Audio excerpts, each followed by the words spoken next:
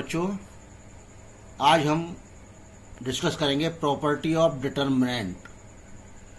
इससे पहले हम डिटरमिनेंट कैसे सॉल्व करते हैं ये आपको बता चुके हैं। डिटरमिनेंट क्या होता है? कोई स्क्वायर मैट्रिक्स हो, उस स्क्वायर मैट्रिक्स से डिटरमिनेंट एसोसिएट होता है, तो determinant is associated by a square matrix. अब डिटरमिनेंट को सॉल्व करने के कुछ तरीके हैं। एक तरीका होता है डिटरमिनेंट को एक्सपेंड कर दें किसी भी रो या कॉलम के अलोंग और डिटरमिनेंट की वैल्यू फाइंड कर लें। दूसरा तरीका है डिटरमिनेंट को प्रॉपर्टी के द्वारा सॉल्व करना। तो आज हम डिस्कस कर रहे हैं प्रॉपर्टी ऑफ डिटरमिनेंट्स। तो प्यारे बच्चों, फर्स्ट प्रॉपर्टी है the value of determinant remain unchanged if its rows and column are interchange. देखिए, इसका मतलब है कि अगर किसी डिटरमिनेंट का ट्रांसपोज करें तो उसकी वैल्यू उसी डिटरमिनेंट के बराबर होती है। एक एग्जाम्पल देखिए, एक डिटरमिनेंट है जिसके एलिमेंट हैं 2 - 3 5 6 0 4 1 5 - 7। अब हमने इसका ट्रांसपोज कर दिया तो फर्स्ट रो फर्स्ट कॉलम बना दी, सेकंड रो सेकंड कॉलम बना दिया, थर्ड रो थर्ड कॉलम बना दिया, यानी इस पूरे डिटरमिनेंट का ट्रांसपोज कर दिया। तो ट्रांसपोज करने के बाद दोनों डिटरमिनेंट की वैल्यू सेम रहेगी। ये फर्स्ट प्रॉपर्टी है। इसके बाद second property, if any two rows और column of a determinant are interchange then the sign of determinant change. एक एग्जाम्पल देखिए, ये एक डिटरमिनेंट दे रखा है, इसमें हमने R1 चेंज R3, तो ये दोनों तरफ एरो है, इसका मतलब है R1 और R3 को इंटरचेंज कर दिया है। तो R1 ये है और R3 ये है, इन दोनों को इंटरचेंज करा। तो इंटरचेंज होने पर इस डिटरमिनेंट की जो पहले वैल्यू थी, अब जो वैल्यू आएगी वो चेंज हो जाएगी। यानी चेंज का मतलब अगर पहले पॉजिटिव थी तो अब नेगेटिव हो जाएगी, अगर पहले नेगेटिव थी तो अब पॉजिटिव हो जाएगी। इसका मतलब कि अगर हम किसी भी डिटरमिनेंट के दो रो और कॉलम को अगर इंटरचेंज करते हैं तो डिटरमिनेंट की वैल्यू चेंज हो जाती है। जैसे ये डिटरमिनेंट है, अब इस डिटरमिनेंट की वैल्यू और इस डिटरमिनेंट की वैल्यू दोनों कब इक्वल होंगी? ये नेगेटिव हो जाएगी। Third property, if all element of a row or column are 0 then the value of determinant is 0। अब देखिए, इस डिटरमिनेंट में ये 3/3 का एक डिटरमिनेंट है, इसमें फर्स्ट रो के सारे एलिमेंट 0 है। तो इसको जब हम एक्सपेंड करेंगे फर्स्ट रो के अलोंग तो ये डिटरमिनेंट की वैल्यू 0 आएगी। इसका मतलब है किसी भी डिटरमिनेंट की एक रो या एक कॉलम के सारे एलिमेंट अगर 0 हैं तो उस डिटरमिनेंट की वैल्यू 0 होती है। Fourth property, if any two rows or column of a determinant are identical then the value of determinant is 0। यहाँ पर आइडेंटिकल का मतलब है कि एलिमेंट सेम या सेम प्रोपोर्शन में हो। इधर देखिए, जैसे फर्स्ट रो के एलिमेंट है 3 2 3 और थर्ड रो के एलिमेंट भी 3 2 3 है, यानी फर्स्ट रो और थर्ड रो के दोनों के एलिमेंट सेम है। तो इस डिटरमिनेंट को जब सॉल्व करेंगे तो इस डिटरमिनेंट की वैल्यू 0 आएगी। तो ये ध्यान रखिए कि कभी भी कोई दो रो या कॉलम आइडेंटिकल हो तो इस डिटरमिनेंट की वैल्यू 0 होती है। Property fifth, if each element of a row और column of a determinant is multiply by constant K then determinant's value get multiply by K. देखिए, यहाँ पर एक ये डिटरमिनेंट है 3/3 का, इसकी फर्स्ट रो में 102 18 36, सेकंड रो 134, थर्ड रो 17 36 है। अब फर्स्ट रो में से हम देखेंगे कि एक 6 इसमें कॉमन फैक्टर है, तो 102 को लिख दिया 6 × 17, 18 को लिखा 6 × 3, 36 को 6 × 6, और इस प्रकार से फर्स्ट रो में से हमने 6 जो कॉमन है उसको बाहर कर लिया। तो ये इस डिटरमिनेंट की वैल्यू ये हो जाएगी 6 टाइम ऑफ डिटरमिनेंट 17 36 134 17 36। इसका मतलब है अगर किसी डिटरमिनेंट में हम किसी भी नंबर का मल्टीप्लाई करते हैं तो वो मल्टीप्लाई हमको किसी एक रो या कॉलम में करना पड़ेगा। जैसे इधर देखिए 6 का मल्टीप्लाई ये है, तो 6 का मल्टीप्लाई अगर हमने फर्स्ट रो में कर दिया तो ये वाला डिटरमिनेंट आ जाएगा। ये जरूरी नहीं है कि फर्स्ट में ही करें, ये हमारी इच्छा है, हम किसी भी रो या कॉलम में करते हैं। मैट्रिक्स में उल्टा होता है, मैट्रिक्स में किसी भी एलिमेंट का मल्टीप्लाई करते हैं तो वो सभी एलिमेंट में होता है, जबकि डिटरमिनेंट में इसका उल्टा है। डिटरमिनेंट में किसी नंबर का मल्टीप्लाई करते हैं तो किसी एक रो या कॉलम के सारे एलिमेंट में करना पड़ता है। इसका उल्टा हम किसी भी रो या कॉलम में अगर कुछ कॉमन है तो उसको बाहर निकाल सकते हैं। Property 6, if element of a row or column of determinant are expressed as sum of two or more terms, then the determinant can be expressed as sum of two determinants। अब जरा इधर देखिए, ये बहुत इंपॉर्टेंट प्रॉपर्टी है। इस determinant में first row के एलिमेंट हैं A B C, second row में कुछ एलिमेंट ऐड हो रहे हैं, जैसे ए में +2x हो रहा है, बी में +2y है, सी में +2z है। इसका मतलब सेकेंड रो में हर एक एलिमेंट में कुछ ना कुछ ऐड हो रहा है, थर्ड x y z इस तरह से। अब इस डिटरमिनेंट को हम दूसरे फॉर्म में लिख सकते हैं कि हमने first element a x, b y, c z, तो जो फर्स्ट कॉलम का एलिमेंट थे उससे एक डिटरमिनेंट बना दिया, प्लस अब दूसरा लिया हमने a 2x x, b 2y y, c 2z z। ये a 2x x, b 2y y, c 2z z। एक बार दोबारा देखिए, जो सेकंड रो है उसमें आपके दो एलिमेंट हैं, तो हमने इस पूरे डिटरमिनेंट को दो डिटरमिनेंट में डिवाइड कर लिया। पहला डिटरमिनेंट पहले एलिमेंट को लेकर है और दूसरा डिटरमिनेंट दूसरे एलिमेंट को लेकर है। तो पहले मैं a x, b y, c z, plus दूसरा determinant a 2x x, b 2y y, c 2z z। इस तरह से ये डिटरमिनेंट को हमने सम ऑफ टू डिटरमिनेंट में एक्सप्रेस कर लिया। अब इसको अगर हम सॉल्व करेंगे तो दोनों की वैल्यू सेम आएगी, यानी इस डिटरमिनेंट को सॉल्व करें और इन दोनों को सॉल्व करके ऐड करें तो दोनों डिटरमिनेंट की वैल्यू सेम होगी। ये प्रॉपर्टी आपकी 6 प्रॉपर्टी थी। 7 property, if any determinant all the element above or below the diagonal is 0, then value of determinant is equal to product of the diagonal element। देखिए इस डिटरमिनेंट में ये diagonal element ए ई आई है, इसके नीचे ये तीन एलिमेंट 0 है। इस वाले एग्जाम्पल में इस डायगोनल एलिमेंट के ऊपर के ये एलिमेंट 0 है, तो इस डिटरमिनेंट की वैल्यू होगी इस डायगोनल एलिमेंट का मल्टीप्लाई ए ई आई के इक्वल।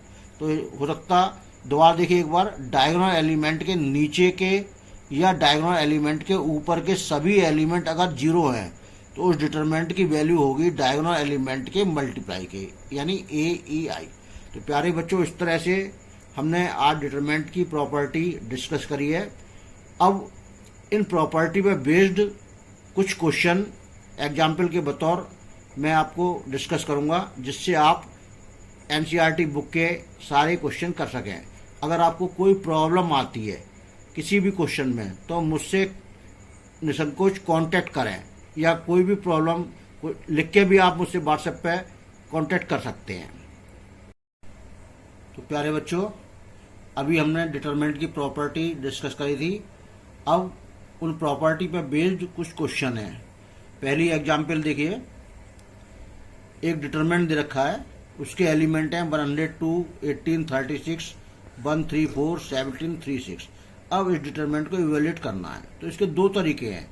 एक तो हम इसको एक्सपेंड कर दें किसी भी रो या कॉलम के अलोंग, और फिर उसको सिंप्लीफाई कर लें तो इसकी वैल्यू आ जाएगी। दूसरा, अगर हम प्रॉपर्टी से करते हैं तो बड़ा आसान हो जाएगा। अब इसमें देखिए क्या प्रॉपर्टी लग रही है कि फर्स्ट रो के जो एलिमेंट हैं वो सब 6 के मल्टीप्लाई हैं। तो 102 को हमने लिखा 6 × 17, 18 को 6 इंटू 3, 36 को 6 इंटू 6। इसके बाद हमने एक प्रॉपर्टी यूज करी कि ये 6 इसमें से कॉमन ले लिया, तो here first row is multiply by 6 if each element of a row of determinant is multiply by a constant K then its value get multiply by K. अब इसमें से 6 का ये मल्टीपल है, तो 6 इसमें से हम कॉमन ले सकते हैं, तो हमने फर्स्ट रो में से ये 6 कॉमन ले लिया। कॉमन लेने के बाद फर्स्ट रो में 17, 3 और 6 रह जाएगा। इसके बाद एक दूसरी प्रॉपर्टी लगी कि डिटरमिनेंट की फर्स्ट रो और थर्ड रो के एलिमेंट आइडेंटिकल हैं, इसका मतलब एलिमेंट सेम है। तो अगर किसी भी डिटरमिनेंट के दो रो या कॉलम के एलिमेंट आइडेंटिकल होते हैं तो उस डिटरमिनेंट की वैल्यू 0 होती है, तो इसके अकॉर्डिंग इस डिटरमिनेंट की वैल्यू 0 हो जाएगी, जिससे ये डिटरमिनेंट हो जाएगा 6 इंटू 0 यानी 0। तो इस डिटरमिनेंट की वैल्यू प्रॉपर्टी से बहुत आसान तरीके से हमने 0 प्रूव कर दी। इसको एक्सपेंड करके भी 0 ला सकते थे, लेकिन उसमें कैलकुलेशन ज़्यादा हो जाती है। दूसरा एग्जाम्पल देखिए, using property so that the value of determinant will be equal to 0। Left hand side solve कर रहे हैं हम इसमें। अब इसमें हम देख रहे हैं कि सेकंड रो में कुछ एलिमेंट ऐड हो रहे हैं, तो हमने इस डिटरमिनेंट को दो डिटरमिनेंट में चेंज कर दिया। प्रॉपर्टी लगा दी, if sum of all element of a row और column of determinant are expressed as sum of 2 और more term then the determinant is expressed as a sum of 2 और मोर डिटरमिनेंट। तो हमने इस डिटरमिनेंट को दो डिटरमिनेंट के सम के फॉर्म में लिखा। अब देखिए कैसे लिखेंगे कि first element A X B by C Z, यानी जो फर्स्ट कॉलम के एलिमेंट हैं उससे हमने फर्स्ट डिटरमिनेंट बना लिया, प्लस का साइन। फिर दूसरा ये second column A2x B2y C2z, तो ये दूसरा डिटरमिनेंट बन गया A2x B2y C2z। हो सकता है आपको कहीं दिक्कत आ रही है, तो एक बार दोबारा रिपीट कर रहा हूँ कि हमने फर्स्ट डिटरमिनेंट बनाया AX B C Z इस तरह से। दूसरा डिटरमिनेंट बनाया A2x B2y C2z। अब ये प्रॉपर्टी यूज हो गई कि इस डिटरमिनेंट को हमने दो डिटरमिनेंट में सॉल्व कर दिया।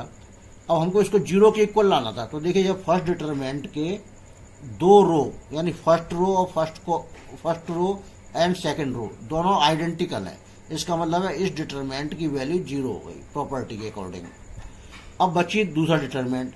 दूसरे डिटरमिनेंट में भी देखिए क्या कर रहे हैं हम कि सेकंड रो में ये 2x 2y 2z है, तो इसमें से हम 2 कॉमन ले लेंगे। तो हमने सेकंड रो में से 2 कॉमन लिया, तो ये आ जाएगा ABC XYZ।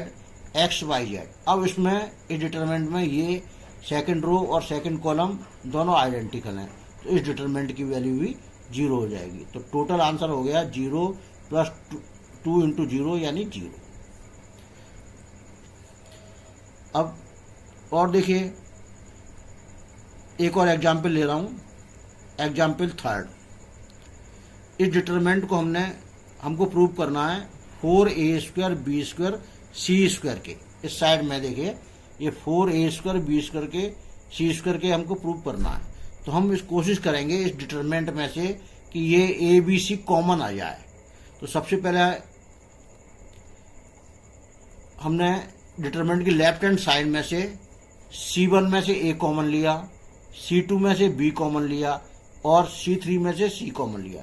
दोबारा देखिए ये जो डिटरमिनेंट है इसमें C1 ये है, C2 ये है, C3 ये, तो इसमें अगर हम A कॉमन लेते हैं तो देखिए पहले A² में से A कॉमन लिया, A बचेगा। इस A² प्लस AB में से A कॉमन ले लिया तो A प्लस B बचेगा। इधर AB में से A कॉमन ले लिया तो B, तो ये A कॉमन आ गया। इसी प्रकार सेकंड कॉलम में से B कॉमन ले लिया, ये B आ जाएगा। थर्ड कॉलम में से C कॉमन ले लिया, तो ये जब ABC कॉमन ले लेंगे हम C1 C2 और C3 में से, तो ABC ये बाहर लिख लेंगे और ये डिटरमिनेंट बचेगा। इसके बाद हमने क्या करा,